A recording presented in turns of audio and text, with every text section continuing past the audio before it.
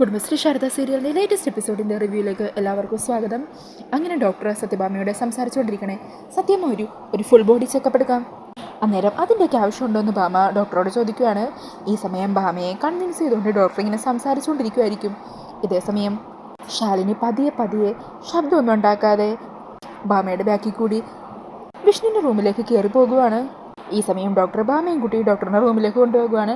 എന്നിട്ട് ഭാമേനെ ഫുൾ ബോഡിയൊക്കെ ചെക്കപ്പൊക്കെ ചെയ്യുവാണ് കേട്ടോ. ഇതേസമയം ശാലിനിയാണെങ്കിൽ വിഷ്ണുവിൻ്റെ അരികിൽ തന്നെയുള്ള ഒരു ചെയറിൽ വിഷ്ണുവിൻ്റെ തൊട്ടരികിൽ തന്നെ ഇരുന്ന് സങ്കടത്തോടെ വിഷ്ണുവിനെ നോക്കിക്കൊണ്ടിരിക്കുകയാണ്. വിഷ്ണുവേട്ട 6 വർഷങ്ങൾക്ക് ശേഷം തിരികെ വന്നിട്ട് വിഷ്ണുവേട്ടനെ ഈ അവസ്ഥയിലാണല്ലോ ഞാൻ കാണുന്നത്. ഈ ഒരു അവസ്ഥയിൽ കിടക്കുമ്പോഴും വിഷ്ണുവേട്ടൻ്റെ അരികിലേക്ക് ഓടിയെത്താൻ എൻ്റെ മനസ്സ് തുടിക്കുന്നുണ്ടായിരുന്നു. എന്നാൽ എനിക്കതിന് കഴിയുന്നില്ലല്ലോ.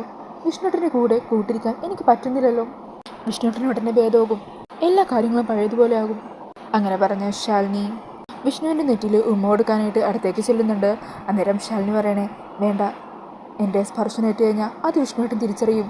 വെറുതെ ആ ഒരു സാഹസത്തിന് മുതിരണ്ട. ഞാൻ പോകുക വിഷ്ണുവേട്ട. ഞാനിവിടുന്ന് പോകുകയാണെങ്കിലും എൻ്റെ മനസ്സെപ്പോഴും എൻ്റെ വിഷ്ണുവേട്ടൻ്റെ കൂടെ തന്നെ ഉണ്ടാകും. അങ്ങനെ ശാലിനി പോകാൻ തുടങ്ങുമ്പോഴേക്കും ശാലിനിയുടെ താലിമാല വിഷ്ണുവിൻ്റെ കഴുത്തിൽ കിടക്കുന്ന ആ മാലയിൽ ഉടക്കുവാണ്. അന്നേരം ശാലിനി ടെൻഷനാകുവാണ് കേട്ടോ. അങ്ങനെ ആ മാലകൾ തമ്മിൽ വേർപെടുത്താനായിട്ട് ശാലിനി ശ്രമിച്ചുകൊണ്ടിരിക്കുവാണ്. ഇതേസമയം തന്നെ അവിടെ ഡോക്ടറിന് ഒരു കോൾ വരുവാണ് കേട്ടോ. അങ്ങനെ ഡോക്ടർ ഫോൺ എടുത്ത് സംസാരിച്ചുകൊണ്ടിരിക്കുമായിരിക്കും. ഈ സമയം ഭാമ പറയുക, ഈശ്വര, വിഷ്ണു അവിടെ റൂമിലൊറ്റക്കാണല്ലോ, ഇനി അവന് ബോധം വന്ന് കാണുമോ? അങ്ങനെ പറഞ്ഞ ഭാമ അവിടെ നിന്ന് വേഗം പുറത്തേക്ക് പോകുവാണ്. അങ്ങനെ വിഷ്ണുവിൻ്റെ റൂമിലേക്ക് നടന്നുകൊണ്ടിരിക്കുമായിരിക്കും കേട്ടോ ഭാമ. പെട്ടെന്ന് ഭാമക്കൊരു കോൾ വരുവാണ്. അങ്ങനെ ഫോൺ എടുത്ത് ഭാമ സംസാരിച്ചുകൊണ്ടിരിക്കുമായിരിക്കും. ഇതേസമയം ശാലിനി വീണ്ടും ആ മാലകൾ വിടിപ്പിക്കാൻ ശ്രമിക്കുന്നുണ്ട്. അങ്ങനെ ഭാമ ഫോണിലൊക്കെ സംസാരിച്ച് കഴിഞ്ഞ് റൂമിൻ്റെ നേരെ ചെല്ലുവാണ്. അങ്ങനെ ഡോറ് തുറക്കാനായിട്ട് കൈ എടുക്കുന്നതും ഡോക്ടർ അങ്ങോട്ടേക്ക് ഓടി വരിക. സത്യാമ്മേ. അങ്ങനെ വീണ്ടും ഭാമയെ പിടിച്ചു നിർത്തി അവിടെ നിർത്തിക്കൊണ്ട് സംസാരിക്കുക. അല്ല, ചെക്കപ്പ് കംപ്ലീറ്റ് ആക്കിയില്ലല്ലോ, വാ സത്യാമ്മേ, നമുക്ക് ആ പ്രഷർ കൂടി ഒന്ന് നോക്കാം. അന്നേരം ഭാമ പറയണേ, തൽക്കാലം ഇപ്പം ഒന്നും വേണ്ട.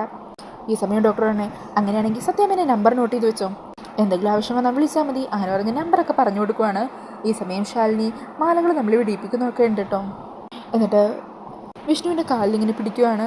കാലിൽ പിടിച്ച് സങ്കടത്തോടെ മനസ്സുകൊണ്ട് വിഷ്ണുവിനോട് മാപ്പ് പറയുവാണ് കേട്ടോ. ഈ സമയം വിഷ്ണു പതിയെ കൈയൊക്കെ അനക്കുന്നുണ്ട്. അത് കാണുമ്പോഴേക്ക് ശാലിനി കാലിൽ നിന്നും കൈയെടുക്കുവാണ്. പിന്നീട് വീണ്ടും വിഷ്ണുവിനെ നോക്കിയിട്ട് സങ്കടത്തോടെ റൂമിന് പുറത്തേക്ക് ഇറങ്ങുവാണ്. ഈ ഒരു സമയത്തും ഭാമയും ഡോക്ടറും കൂടി സംസാരിക്കുമായിരിക്കും. അന്നേരം ശാലിനി അവിടെ നിന്ന് പതിയെ നടന്നു പോകുക. ഈ സമയത്ത് തന്നെ വിഷ്ണുവിന് പെട്ടെന്ന് ബോധം വീഴുവാണ് കേട്ടോ. ശാലിനി തൻ്റെ കാലിൽ വന്ന് സ്പർശിച്ചതായിട്ട് വിഷ്ണുവിന് തോന്നുവാണ്. പണ്ടിതുപോലെ ശാലിനി തൻ്റെ കാലിൽ സ്പർശിച്ച ആ ഒരു സംഭവമൊക്കെ വിഷ്ണുവിൻ്റെ മനസ്സിലേക്ക് ഓടി വരുന്നുണ്ട്. അങ്ങനെ പെട്ടെന്ന് തന്നെ ശാലിനി എന്ന് പറഞ്ഞ് അലറി വിളിച്ച് വിഷ്ണു ചാടി എഴുന്നേക്കുവാണ്. അങ്ങനെ ശാലിനി എന്ന് ഉറക്കി വിളിക്കുവാണ് കേട്ടോ. ഇതേസമയം പുറത്തു നിന്ന് ഭാമയും ഡോക്ടറും പുറത്തേക്ക് നടന്നുപോയി ശാലിനി വരെ വിഷ്ണുവിൻ്റെ ഈ ഒരു അലർച്ച കേൾക്കുന്നുണ്ട്. അന്നേരം ശാലിനി പോകാതെ ഒരു നിമിഷം അവിടെ നിൽക്കുവാണ് കേട്ടോ. ഈ സമയം ഭാമ അകത്തേക്ക് ഓടുന്നുണ്ട്. ഡോക്ടറാണെങ്കിൽ ശാലിനിയോട് പൊക്കോ എന്നുള്ള രീതിയിൽ കൈവച്ച് കാണിക്കുക.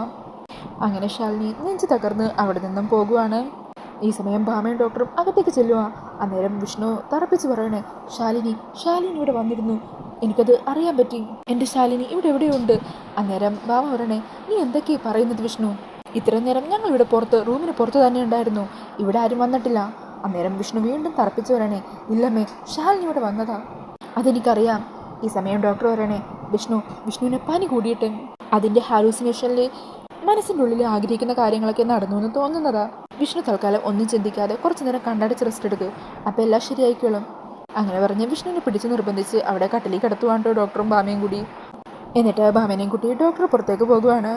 ഇതേസമയം കാറിൽ വിഷ്ണുവിൻ്റെ അവസ്ഥ ആലോചിച്ച് സങ്കടത്തോടെ കരഞ്ഞുകൊണ്ട് വീട്ടിലേക്ക് പോകുവാണ് ശാലിനി. പിന്നീട് കാണിക്കുന്നത് പപ്പിമോൾക്ക് ഭക്ഷണം വാരിക്കൊടുത്തുകൊണ്ടിരിക്കുന്ന ശ്യാമേനെയാണ്. ഈ സമയം സത്യ പപ്പിമോളെ ഫോണിൽ വിളിക്കുവാണ്.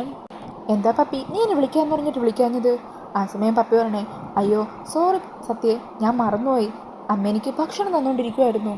ഇതേസമയം ശാലിനി അങ്ങോട്ടേക്ക് വന്നിട്ട് ഫോൺ തരുവാന്ന് ചോദിക്കുവാണ്. അന്നേരം സത്യ പറയണേ, പപ്പി, ഞാൻ എൻ്റെ അമ്മക്ക് ഫോൺ കൊടുക്കാം, നീയും നിൻ്റെ അമ്മക്ക് ഫോൺ കൊടുക്ക്, ഇനി അമ്മമാർ തമ്മിൽ സംസാരിക്കട്ടെ. അങ്ങനെ പപ്പി ശ്യാമക്ക് ഫോൺ കൊടുത്തിട്ട് പറയണേ, സത്യയുടെ അമ്മക്ക് അമ്മയോട് സംസാരിക്കണമെന്ന്. അങ്ങനെ ശ്യാമ ഫോൺ മേടിച്ച് പറ കുഞ്ഞേച്ചി എന്ന് പറയുക. അതേക്കുമ്പോൾ പപ്പി ചോദിക്കണേ, കുഞ്ഞേച്ചിയോ? സത്യയുടെ അമ്മയുടെ ചേച്ചിയായിരുന്നോ? എന്നിട്ട് എന്നോട് പറഞ്ഞില്ലല്ലോ. ഈ സമയം ഫോണിലൂടെ ശ്യാമ ഇതെല്ലാം കേൾക്കുന്നുണ്ടായിരിക്കും. അന്നേരം സത്യ ചോദിക്കണേ, അമ്മ എന്താ ഒന്നും മിണ്ടാത്തത്? പപ്പിയുടെ അമ്മ സംസാരിച്ചുകൊണ്ടിരിക്കുവാണോ? അന്നേരം ശാലിനി അതെന്ന് ഇങ്ങനെ പറഞ്ഞ് തലയാട്ടുവാണ്. ഇതേസമയം പപ്പി മോള് വീണ്ടും ചോദിക്കണേ, കുഞ്ഞേച്ചിന്ന് എന്തിനാണ് വിളിച്ചത്? അപ്പോൾ ഇതിലും വലിയ ചേച്ചിയൊക്കെ ഉണ്ടോ ഇനി? ഈ സമയം ശ്യാമ പറയണേ അത് പിന്നെ സത്യയുടെ അമ്മ എന്ന് പറഞ്ഞാൽ എൻ്റെ ചേച്ചിയല്ലേ, എന്നെക്കാളും മൂത്തവരെ ചേച്ചി എന്നുള്ള വിളിക്കുക, അതാ പറഞ്ഞത്. അതിന് സത്യയുടെ അമ്മ അമ്മേനേക്കാളും മൂത്തതാണെന്ന് എങ്ങനെ അറിയാം? അമ്മ ഇതുവരെ സത്യയുടെ അമ്മയെ കണ്ടിട്ടില്ലല്ലോ. അത് പിന്നെ എന്നൊക്കെ പറഞ്ഞ് ശ്യാമ അവിടെ നിന്ന് പരുങ്ങുവാണ്. ഈ സമയം ശാലിനി ഫോണിലൂടെ അമ്പലം എന്ന് പറയുന്നുണ്ട് കേട്ടോ. അതേക്കുമ്പോൾ ശ്യാമ പറയണേ അന്ന് അമ്പലത്തിൽ വെച്ച് സത്യയുടെ അമ്മയെ ഞാൻ കണ്ടിട്ടുണ്ടല്ലോ. എങ്ങനെ കണ്ടുവന്നു? മോള് മണിയടിക്കാൻ വേണ്ടി ചാടിയപ്പോൾ കാല് നൊന്ത് വീണില്ലേ? മോള് മണിയടിക്കാൻ വേണ്ടി ചാടിയപ്പോൾ മോൾക്ക് അവിടെ വെച്ച് പരിക്ക് പറ്റിയില്ലേ? അന്നേരം സത്യയുടെ അമ്മയല്ലേ ഓടി വന്നതും മോളെ മണിയടിപ്പിച്ചതും? അതൊക്കെ ഞാൻ കണ്ടിരുന്നു.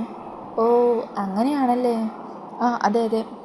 എന്നിട്ട് ശ്യാമ ഫോണിലൂടെ പറയണേ പറഞ്ഞോളൂ. അന്നേരം ശാലിനി ശ്രദ്ധിക്കണേ അല്ല പനി എങ്ങനെയുണ്ട്? പനിയൊക്കെ പൂർണ്ണമായും മാറിയോ? കുറഞ്ഞിട്ടുണ്ട്, ഇപ്പോഴും ചുമയൊക്കെ ഉണ്ട്.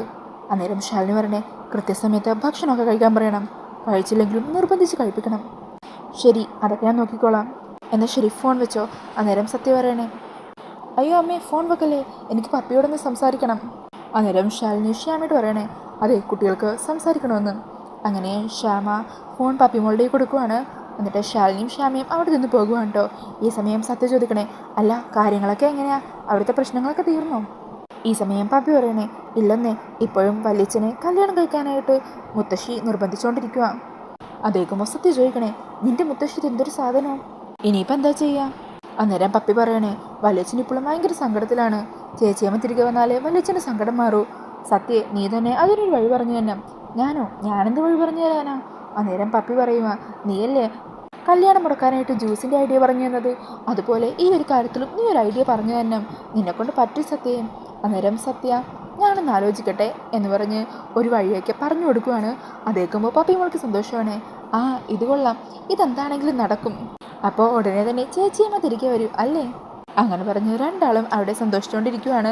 പിന്നീട് കാണിക്കുന്നത് രാത്രിയിലെ വിഷ്ണുവിലുള്ള ഭക്ഷണവുമായിട്ട് റൂമിലേക്ക് പോകാൻ നിൽക്കുന്ന ശ്യാമയാണ്. അന്നേരം പപ്പി ചോദിക്കണേ അമ്മേ ഇതാർക്കായി ഭക്ഷണം? ആ സമയം ശ്യാമ പറയണേ നിന്റെ വല്യച്ഛന് തന്നെയാ, പൊന്നു കൊണ്ടേ ഭക്ഷണം കൊടുത്തപ്പോൾ വല്യച്ഛൻ കഴിച്ചില്ല, പനിയൊക്കെ മാറിയിരിക്കുന്നതല്ലേ, ഭക്ഷണമൊക്കെ കഴിച്ചില്ലെങ്കിൽ വീണ്ടും അസുഖം വരില്ലേ, ഞാനിതുകൊണ്ട് കൊടുത്തിട്ട് വരാം. അന്നേരം പപ്പി പറയണേ അമ്മേ വല്യച്ഛന് ഞാനിത് കൊണ്ടുപോയി കൊടുക്കാം, ഇങ്ങത്താ. അന്നേരം ശ്യാമ പറയണേ മോളെ സൂക്ഷിക്കണേ, താഴെയിടല്ലേ. ഇല്ലമ്മേ. അങ്ങനെ പറഞ്ഞ പപ്പി മോള് ഭക്ഷണവുമായിട്ട് വിഷ്ണുവിനരികിലേക്ക് ചെല്ലുന്നുണ്ട്. ഈ സമയം സത്യം പറഞ്ഞ പ്ലാനിൻ്റെ എന്തോ ചില ഭാഗങ്ങൾ വർക്കൗട്ട് ചെയ്യാനും കൂടിയാണ് കേട്ടോ പപ്പി വിഷ്ണുവിൻ്റെ അരികിലേക്ക് ചെല്ലുന്നത്. അങ്ങനെ ഈ ഒരു സീൻ കാണിച്ചുകൊണ്ട് ഇന്നത്തെ എപ്പിസോഡ് തീരുവാണ്. അപ്പോൾ ഈ ഒരു റിവ്യൂ ഇഷ്ടമായാൽ മറക്കാതെ വീഡിയോ ഒന്ന് ലൈക്ക് ചെയ്യണേ. കൂടുതൽ റിവ്യൂസിനായിട്ട് ഈ ചാനലൊന്ന് സബ്സ്ക്രൈബ് ചെയ്തും കൂടി സപ്പോർട്ട് ചെയ്യണേ. താങ്ക്